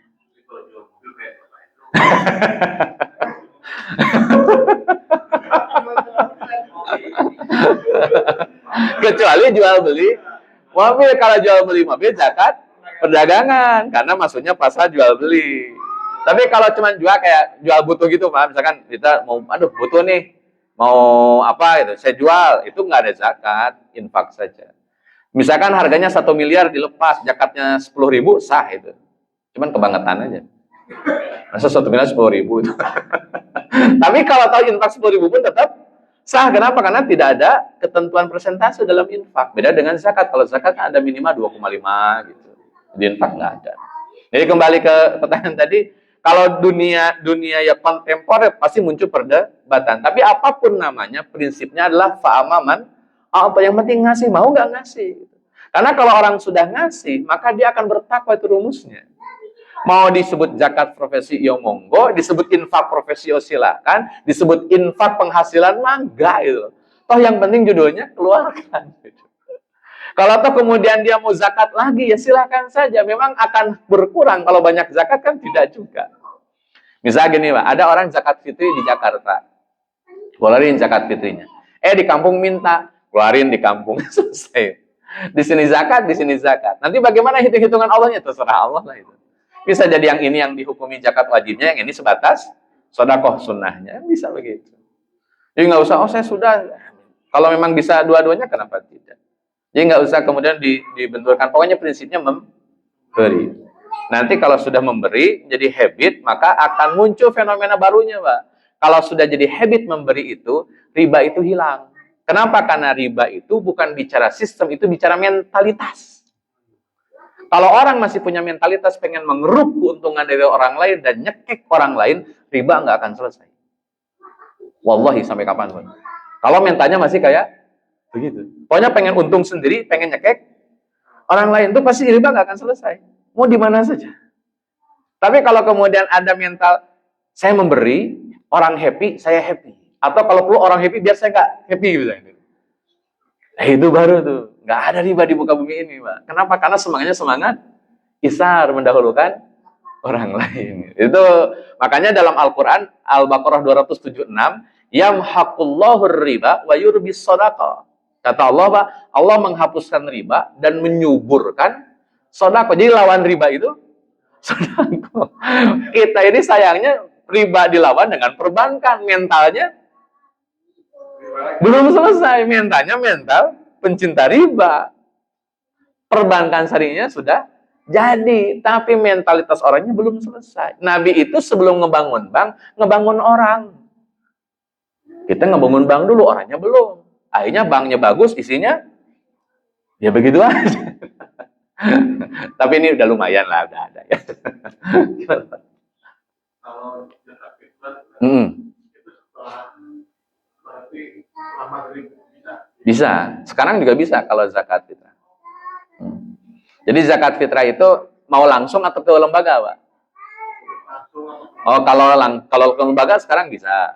Kalau langsung itu kan qobla sholat id, sebelum pelaksanaan sholat id. Nah, para ulama memberikan keleluasaan, bisa ba'da subuh. Ba'da subuh kan sebelum sholat id. Dikasih kurma, kan langsung dimakan tuh, nggak ada proses masak, nggak ada proses apa gitu kan di zaman Nabi. Atau malamnya, malam takbiran, atau satu hari sebelumnya itu masih aman.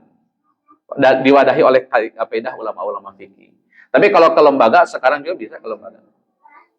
Kalau misalkan saya mau zakat fitrah nih, tapi ke lembaga itu sekarang juga bisa. Tidak harus nunggu qobla subuh, setelah subuh atau pas malam. Nanti biar urusan DKM yang memaksimalkan distribusi. Tadi yang kedua itu Pak, yang pertama apa? Oh, villa. Ya. Itu sama Pak, jadinya bisnis itu. Kalau misalkan saya punya villa satu, saya sewain, ternyata tiap minggu ada aja customernya. Hitung-hitungnya 1 bulan dapat dana sekian, potong maintenance sekian, potong apa sekian, itu kena zakat. Nggak ada zakat. Zakat itu kan dari yang tumbuh berkembang, Pak. Kalau dia punya income yang berkembang, kena zakat. Kalau tidak berkembang, tidak kena zakat. Apalagi kalau turun secara nilai, itu nggak kena zakat. Sebagian kita beli rumah yang kedua, ketiga ini kan dulu investasi. Otomatis kan simpanan. Tapi tidak tumbuh berkembang gitu Pak, dalam konteks. Karena tadi Nabi itu fokusnya ke uang yang disimpan, karena dia kan teknik taktisnya lebih cepat daripada rumah, daripada apa. Misalkan kalau mau dijual pun rumah kan tidak langsung. Ya, kalau uang itu kan prosesnya percepatannya ini Pak. Jadi ketika disimpan, Nabi nggak susah disimpan, mending kamu masukin ke bisnis atau kamu sodakohkan gitu. Itu cara ya. Kalau rumah sebatas aset ya sebatas aset saja, dia diam saja, tidak berkembang. Kecuali kalau kemudian kita mau masuk ke ranah jual beli properti, itulah yang persoalan. Kita beli untuk kita jual. Misalkan beli yang agak biasa, kita permak, kita renov, baru jual. Itu nanti ada zakat yang harus dikeluarkan. Karena maksudnya ke penghasilan dan mata pencaharian. Tapi kalau sebatas aset saja, tidak kena zakat. Walaupun sekali lagi ya, dalam pandangan para ulama, misal ada ulama yang pokoknya semua yang aset kita miliki dihukumi kena. Bahkan jual rumah pun ada yang menyebutkan kena zakat. Kalau saya lebih cenderung ke infak saja gitu. Atau kalau mau pun misalkan banyak aset supaya ada nilai lebih ibadah, diwakafkan salah satu. Kan itu juga bisa dijadikan sebagai item untuk dikeluarkan. Nggak harus zakat, bisa juga dalam bentuk wakaf. Misalkan punya rumah 10 atau punya rumah 5, satu dibikin buat ibadah gitu, pondok pesantren atau asrama yatim atau apalah gitu. Nah, itu larinya ke wakaf, saya rasa lebih tepatnya, bukan di zakat. Kan itu lebih manfaatnya lebih besar. Dan prinsip Islam, Pak, sebetulnya kalau ingin lebih dominan kontribusi Islamnya bukan di zakat, di wakaf. Wakaf tuh lebih dampaknya lebih besar. Kalau zakat kan simpan baitul mal, tergantung amilin nanti nih kecerdasannya. Amilin itu kan tidak hanya mengambil saja, bukan hanya ambilin saja gitu.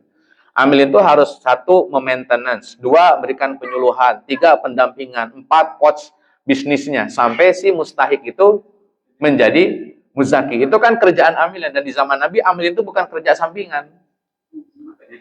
Makanya dapat dana zakat. Amilin itu memang menghabiskan waktunya untuk jadi amilin. Dia akan fokus misalkan ini. Satu kampung berapa orang miskinnya? 100. Dana zakat berapa? 1 miliar. Bagaimana uang 1 miliar itu bisa mengangkat yang 100 supaya jadi muzaki. Dimulailah prosesnya, Pak. Ternyata tiap tahun cuma bisa 20. Berarti butuh waktu 5 tahun. Dengan 5 tahun program amilin, orang miskin tidak ada lagi di tempat tersebut. Itu baru kerjaan amilin. Harusnya. harusnya betul. Di Indonesia kayaknya belum harusnya. Saya nggak tahu, kadang-kadang saya nggak tahu ya. Di Indonesia saya nggak tahu kota mana yang jadi percontohan orang miskinnya berkurang. Berkurang bukan karena kematian, ya alhamdulillah sekarang miskinnya tinggal 5. Yang 5 lagi meninggal, nggak bisa itu. Yang 5 lagi naik jadi muzaki, itu baru benar itu.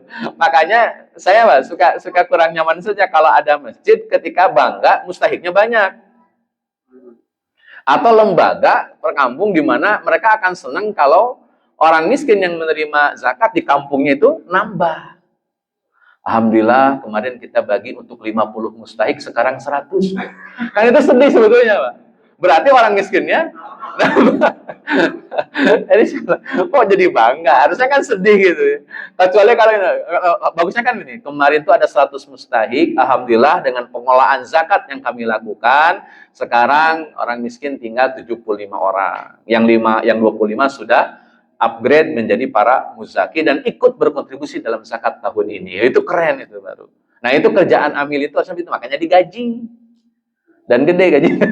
Karena ngambil jatah 12,5% dari seluruh zakat yang dikumpulkan. Kan 12,5 besar. Misalkan 1 triliun masuk dana zakat. Ambil 12,5, itu untuk amilin semua. Kan mereka harus mikir bagaimana agar ini dana produktif. Karena zakat mal itu harus meningkatkan produktivitas. Kalau mau konsumtif, zakat fitri namanya.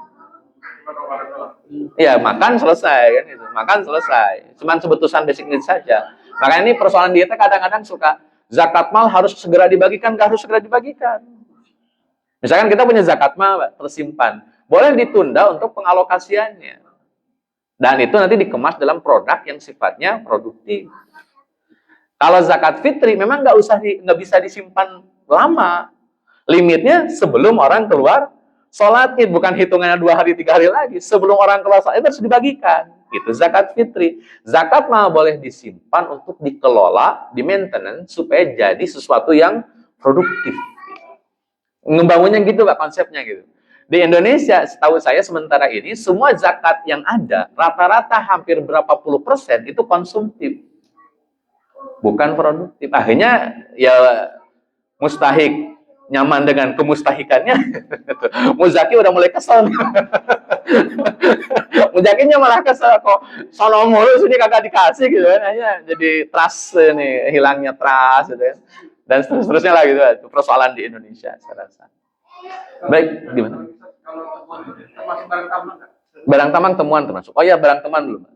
Barang tambang itu termasuk rikaz atau harta karun atau barang temuan termasuk tambang di dalamnya.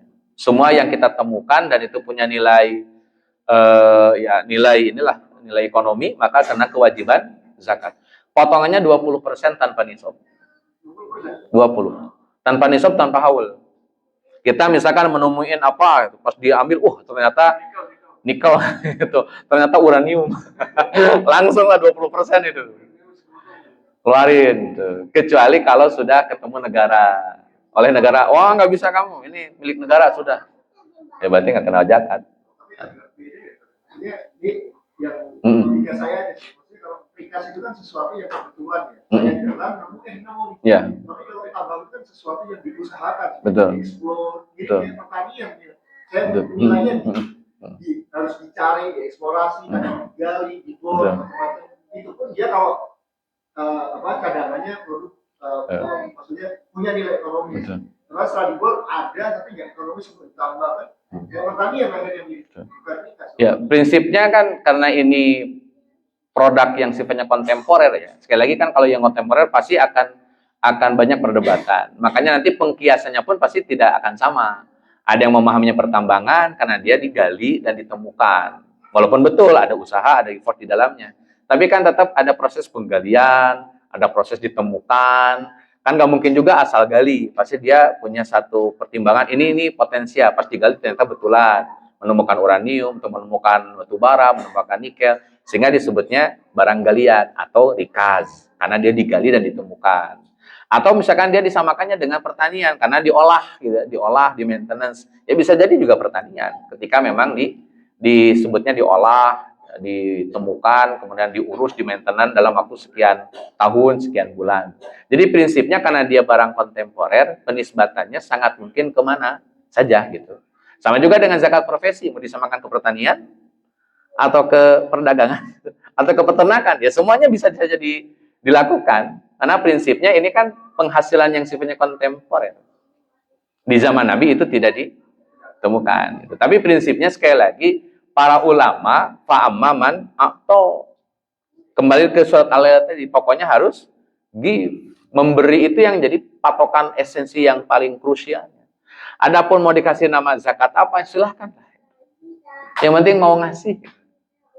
Kalau di beberapa negara tertentu itu sampai 40% Pak ya, yang kita harus keluarkan itu. Dari seluruh penghasilan kita 40%. Cuman nanti dari negara dibalikin lagi dalam bentuk pelayanan kan gitu ya. Misalkan teman saya tuh di Jerman, itu 40% dia kena pajak.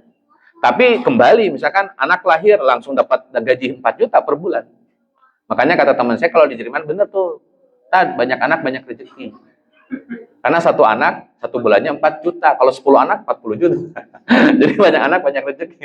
Jadi, itu kata saya. Cuma memang 40%. Tapi kembali lagi ke kita. Kayak kesehatan, gratis. Bahkan nanti bayi yang lahir, ada pendampingan. Itu kan di sana begitu. Perawatannya luar biasa. Di Indonesia menuju itulah mungkin. Biar ada optimismenya. Jadi kembali prinsipnya adalah fa'amaman.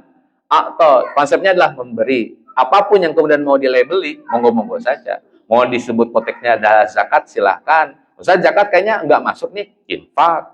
Ustaz, infak kayaknya nggak masuk, Ustaz, wakaf sajalah gitu kita jadikan.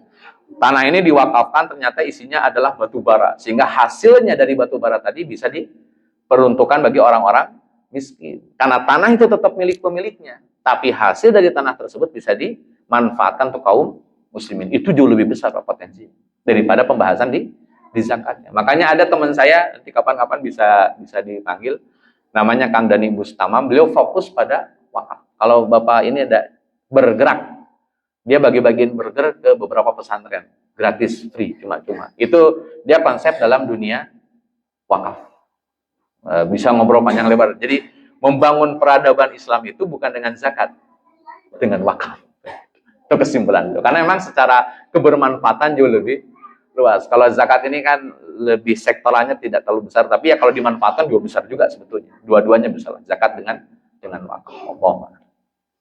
Menanya perhitungan untuk zakat. Boleh. Misalkan di Ramadan ini udah sampai nisab sama haulnya 150 misalkan. Berarti kalau haul dari tahun lalu, Pak. Oke. Misalkan 150 itu misalkan. Terus kemudian di bulan Syawal dapat uang lagi misalkan 100. Terus kemudian di Muharram dapat lagi misalkan 150 juta. Iya. Terus di Rabiul Awal, terus di Rajab dapat 20 juta. Pokoknya hampir tiap bulan ada pemasukan. Ramadan ke depan itu misalkan jadi uangnya 500. Itu hitung 2,5% jadi gimana? Dari total di akhir, Pak. Karena awalnya kan sudah nyampe nisab. Berarti kalau sudah nyampe nisab tinggal ditambahkan saja. Nanti totalinya berapa dikali 2,5%. Kecuali kalau secara saldo naik turun. Kalau tadi kan Bapak tuh lebih stabil menuju naik. Kan nisabnya sudah ada. Dihitungnya dari akhir. Naik turun pas nyampe nisab di bulan kapan? Dari situ start lagi. Ya, misalkan saya, Pak, bulan ini Ramadan ya, bulan Ramadan punya 150. Tapi belum 1 tahun. Saya tunggu dong nanti buat di Ramadan tahun depan. Ternyata di bulan Muharram, kan Ramadan, Syawal, Zulqa'dah, Dzulhijjah, Muharram, dana saya turun. Tinggal 50. Berarti tidak wajib zakat. Saya nggak punya kewajiban nih Ramadan tahun depan. Kenapa? Karena sudah berkurang. Bulan Muharram 50 juta, Rabiul Awal, Muharram, Safar, Rabiul Awal, saya punya untung lagi 200 juta. Berarti 250. Udah nisab belum? Nisab, Pak, tapi harus saya tunggu juga 1 tahun. Berarti Muharram ketemu Muharram. Gitu, Pak. Jadi bukan dari Ramadan ketemu Muharram. Ketemu Ramadan, tapi dari Muharram ketemu Muharram. Kalau turun, mulai lagi dari awal. Mulai lagi, misalkan nih turun. Nanti kapan dia dapat lagi nisab minimalnya? Bulan itu kita start lagi. Ya, misalkan turunnya saya punya 200 dan sudah dikeluarkan zakatnya. Ternyata turunnya cuma 20. Tetap kena zakat. Jadi dia cenderung naik nantinya. Pas di akhir, berapa total jumlah yang dimiliki di saldo? 500 kali 2,5. Kalau kemudian tidak ada penurunan dana dari nisabnya. Selama dari nisab ke atas naik terus, maka nanti tinggal akumulasi di akhir.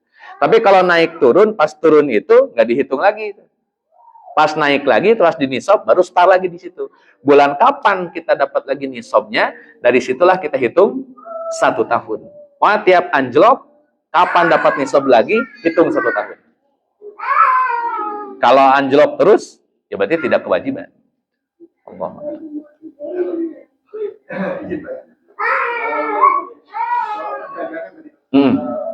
Pertama soal jasa. Jasa. Kalau bisnisnya di jasa, mungkin konsultan atau cuci mobil atau beli jasa itu seperti apa? Dan kedua, saya masih agak belum paham terkait dengan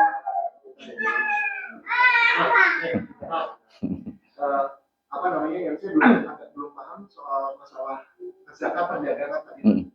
Saya punya pabrik tahu gitu ya. Kan ini dana operasional dan saya beli bahan bakunya, kemudian dioperasikan ada itu. Apakah dari penjualan tahunya atau itu diakumulasi dalam setahun laporan keuangannya merugi labanya atau bagaimana? Saya belum dapat kliknya gitu. Pertama gini, Pak, kalau konteksnya jasa ya. Jadi nanti kan dia masuk kategori mata pencaharian. Mau dia jasa, mau dia jual produk kan tetap judulnya mata pencaharian. Dia punya mata pencaharian namanya jasa tadi, konsultan ataupun apa. Ya selama dia punya penghasilan dari itu, dia dikenai zakat. Dokter juga kan jasa. Nah itu semuanya jadi dokter kena, konsultan kena, tetap 2,5%. Kalau mau dihitungnya sama dengan perdagangan. Tapi kalau misalkan mau dibikin pertanian, tiap kali panen ya 5% kalau mau. Walaupun Yusuf Qaradawi menisbatkan ke pertanian, tapi tetap yang dikeluarkan 2,5%. Itu Yusuf Qaradawi punya pendapat.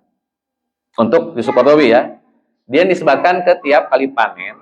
Bedanya kalau jasa bulanan, tiap kali panennya bulanan, tapi nilainya bukan 5%, tapi 2,5%. Itu pendapat Yusuf Qaradawi dalam kitab zakatnya. Mau mengambil pendapat itu juga silakan, sah saja. Atau mau saya mah kayaknya dari 5% saja, tapi dari bruto, monggo. Saya 2,5% tapi dari neto, silahkan. Prinsipnya gitu, Pak. Mau pakai yang mana pendapatnya, silahkan saja. Itu untuk jasa. Jadi jasa sama kayak zakat profesi pada umumnya. Karyawan juga. Ketika dia masuk nisab minimalnya dapat, ya tadi misalkan pertanian 600 kg gabah nilainya, ya sudah kena zakat. Kan 600 kg gabah minimal kalau pertanian tiap kali panen. Maksudnya jasa dan gaji karyawan itu patokannya 600 kilo. Kalau ke pertanian, ya. Kalau dinisbatkan ke pertanian. Gaji saya ada senilai 600 kilo. Minimal segitu sudah kena zakat. Betul. Setiap gajian gitu. Ya, Kira-kira gitu. betul. Atau 5% dari bersihnya gitu. Dari bruto. Ya. Atau 2,5% dari setelah saya dipotong. Ya, netonya. Itu pendapat Yusuf Qaradawi demikian. Jadi yang mana saja yang kemudian action itu yang dilakukan. Gitu. Dan itu kalau dari bruto kan tunjangan masuk, uang transport masuk, makan masuk, semua masuk. 5%. 5%.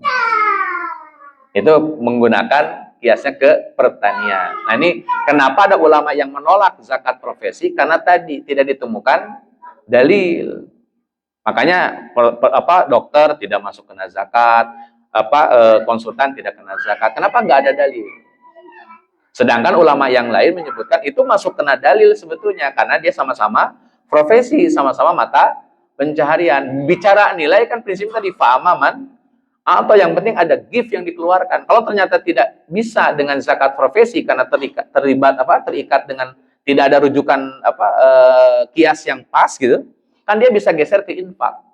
Kalau infak mah lebih leluasa. Misalkan seorang konsultan, dia tidak mau menerima zakat profesi, dia nggak terima itu sebagai sebuah perangkat hukum.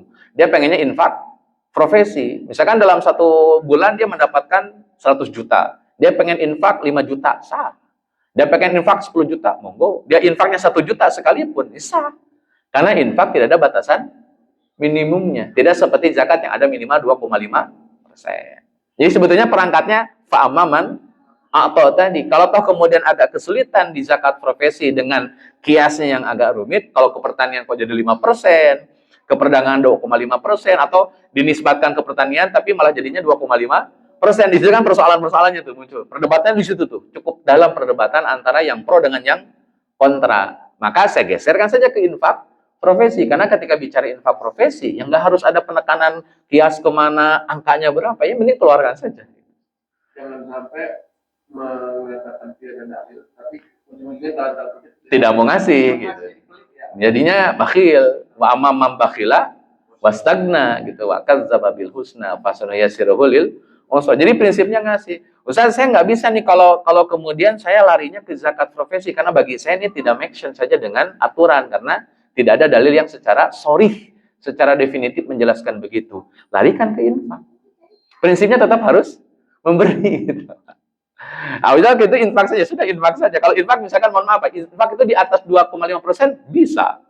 Infak di atas 5% bisa. Infak 10% boleh kalau bicara infak. Sedangkan zakat kan minimal 2,5, paling tinggi 10%, itu pun pertanian kan begitu. Itu pun kalau tak ada hujan. Jadi konteksnya fa'amaman atau watakot tadi. Maka mau pakai zakat profesi dengan pendekatan tadi memang agak bikin rumit ya, karena tidak ada patokan kias yang baku dan pas begitu. Bisa pertanian tapi kok 2,5% di Superdowi, pertanian tapi jadi tetap 5%, sebagaimana aturan pertanian pada umumnya tapi kok kayaknya berat sekali gitu. Itu pertimbangan-pertimbangan dalam membangun zakat profesi yang profesinya di luar yang 3 ini. Kalau yang 3 ini kan selesai berarti, Pak. Nah, yang bukan 3 ini kan agak bagaimana cara memasukkannya ya? Kalau memang tidak memungkinkan dikiaskan ke sini, ya sudah infakkan saja. Kalau infak itu berapapun yang kita dapatkan, keluarkan saja. Mau itu nilainya 2,5, 5, 10, 15, 20, bebas. Itu infak profesi. Boleh. Boleh. Bahkan infak itu kita lagi untung infak, lagi pilot juga. Infak. Gitu. Kan pisarwa wadorro. Kita pilot nih. Mau infak gimana saat pandemik begini? Ada kewajiban. Makanya pas pandemi kemarin kan luar biasa sebenarnya infak, luar biasa itu. Orang pada keluarin infaknya, walaupun di tengah pandemi. Jadi prinsipnya fa'ama man a'tawat taqatusantu. Yang kedua tadi yang perdagangan. Bagaimana ngitung perdagangan? Kalau saya, Pak, paling mudah memang cara asarnya Umar. Itu paling mudah. Bapak mau punya usaha nih, awal-awal. Harus ada sewa gedung. Ya. Harus ada beli, katakanlah dagang kelontong gitu, barang-barang sembako lain-lain lah ya, total 500 juta. Kalau di Asar Umar, dana yang 500 juta tadi sebelum dialokasikan kepada yang tadi disebutkan, potong dulu 2,5%. Sisa berapa tuh? Itu yang dipakai buat toko, itu yang dipakai buat isi toko. Selesai nih, Pak. Gitu cara ngitungnya. Jadi sebelum mulai bisnis dikeluarkan dulu 2,5%. Itu kalau pakai asar Umar. Begitu caranya. Jadi di awal. Nanti ada yang protes, Ustaz baru juga mau bisnis sudah langsung zakat itu. Biar berkah nanti jawabannya. Biar bisnisnya lancar gitu, Pak. Biar barokah. Nah, kenapa? orang dalam. Nah, sudah selesai Pak tuh. Pertama, nanti kan Bapak pasti belanja tuh. Belanja kan kelontong pasti ada yang keluar. Jadi untung kan. Terus mau dimasukin lagi barang-barang kan belanja. Nah, pas mau belanja, misalkan kita pengen belanja 100 juta. Nah, 100 juta kita mau belanjain, sebelum kita belanjain, potong lagi 2,5%. Baru masukin sisanya ke belanjaan. Dari keluarnya nggak bisa lagi. Kenapa? Kan dipotongnya dari masuknya, keluarnya. Mm-hmm. Dari omset penjualan. Nggak ada. Nggak ada, karena dari awal. Dari akhir udah nggak ada lagi dana zakat. Nggak usah ya, Nanti nggak usah hitung untung, laba, berapa, nggak ada. Jadi nggak double istilahnya. Nggak double. Kalau pakai asar umar ini. Kan kalau asar umar kan, itu kulit mau dibawa kemana, kata Umar? Mau dijual. Udah dijakatin belum? Berarti kan dari awal zakatnya. Bukan, kamu mau kemana? Ini jual kulit. Nanti kalau sudah laku, jakatin. Bukan begitu. Jakatin dulu dong. Gitu. Artinya kan di awal. Kalau kata Umar, nanti kalau udah laku jakatin. Berarti dari akhir. Dari untung gitu maksudnya Pak. Itu kalau asar umar. Nah MUI memang agak rumit MUI ini Wani punya perangkat. Karena modal ditambahin untung. Dikurangin hutang. Nah maka itu di akhir. Itu kaitannya dengan keuntungan nantinya. Dari sekian penjualan 1 bulan. Bapak punya keuntungan berapa juta? Keuntungan Pak ya? Berarti kalau keuntungan kan bukan omsetnya. Karena omset kan ada modalnya. Atau mau dibagi modal tambah untung berarti omset. Kurangin hutangan gitu. Setelah omset misalkan dalam 1 bulan 100 juta pemasukan. Ada hutang dong, ada karyawan yang harus dibayar, ini dibayar. Keluarkan dulu. Sisanya berapa? Keluarkan zakat. plus modal tadi. Iya, plus modal kan omset. Misalkan penjualan kan omset nih, Pak. Omset itu kan berarti ada modal di dalamnya kan? Kalau omset kan masih ada modal di dalamnya. Belum untung doang kan gitu. Omset itu ada modal, ada untung. Jadi nggak bisa bilang itu keuntungan murni kan? Itu adalah omset, modal plus untung di situ. Bapak terima nih omsetnya. Berapa omset, nilai omset yang didapatkan? 100 juta 1 bulan. Kurangin dulu hutang. Pasti ada hutang kan? Hutang listrik, hutang apa, bayarin dulu lah, kebutuhan, hutang-hutang dibayar. Maksudnya hutang itu kebutuhan lah gitu. Sudah dibayar kebutuhannya, sisa berapa? 80 juta, keluarin zakatnya. Jadi kalau yang pertama tadi dari saya 100 juta modalnya. Potong di awal. Ya. Selebihnya kan kalau kita istilahnya OPEX ya, biaya operasional. Modal tapi buat modal operasional kayak buat misi itu yang nanti dipotong terus kan? Iya, tiap kali belanja potong. Kalau pakai asar umar, itu dipraktekkan di ormas tertentu lah. Gitu. Kalau yang kedua, omset, kurangin hutang, bayar. Mau yang mana saja boleh lah Pak. Prinsipnya tadi Pak Amaman, atau yang penting ngasih gitu judulnya. Mau pakai format yang mana, yang penting ngasih saja gitu loh. Dan ini memang dunia zakat, dunia yang pasti diperdebatkan secara teknikal. Karena sudah urusan uang tuh pasti ada perdebatan. Dan kita secara sebagai awam cukup memilih salah satu yang menurut kita paling make sense di antara yang ada. Itu aja simpelnya.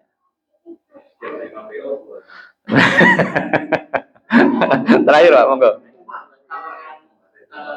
Mustahik. Mm-mm. Karena kemarin mustahik itu harus benar-benar mustahik itu yang fakir atau miskin. Ketika kita memilih si A miskin ternyata enggak, itu bisa. Awal analisa miskin. Ya, kita pikir Dianalisa lagi loh kok kaya. Ya enggak. Kita tidak akan dihukumi atau disalahkan karena analisa yang pertama enggak. Misalkan kita analisa nih orang, menurut kita miskin nih, kita kasihlah. Ternyata kaya, ya nggak jadi masalah. Tetap zakat kita sudah sah karena analisa kita miskin. Saya kasih perbandingan nih, Pak. Kita mau nentuin kiblat, sudah nyari, Pak. Bingung nih bagaimana nentuin kiblat. Ini adalah fa'ina ma tuwallu fasamma wajhullah. Kemana saja kita menghadap di situ wajahnya salatlah. Ternyata salah kiblat. Tapi kalau setelah ikhtiar habis-habisan, maka tidak dikenai hukum apa-apa. Jadi nggak usah diulang salatnya. Yang salah itu ketika dia tidak punya effort untuk mencari, nggak ada effortnya Pak, nggak ada usaha itu, ikhtiar nggak ada. Dia mana kiblat? Mana aja lah, di sini aja lah. Gitu. Dia tidak berusaha dengan perangkat teknologi kah, atau nanya kemana kah, atau ke siapakah, nggak ada perangkat itunya, maka dia dihukumi salah karena tidak ada usaha. Tadi analisa database, makanya wajib punya database setiap RT RW itu. Minimal database itu yang jadi patokan. Kalau toh ternyata salah ya, salah database-nya ya tidak jadi masalah. Atau mungkin dia udah jadi muzaki. Itu datanya ada tuh. Harusnya ada, Pak. Jadi gini, lembaga Basnas dan apapun lembaga zakat harus dan wajib punya data. Makanya kerjasama dengan RT RW setempat.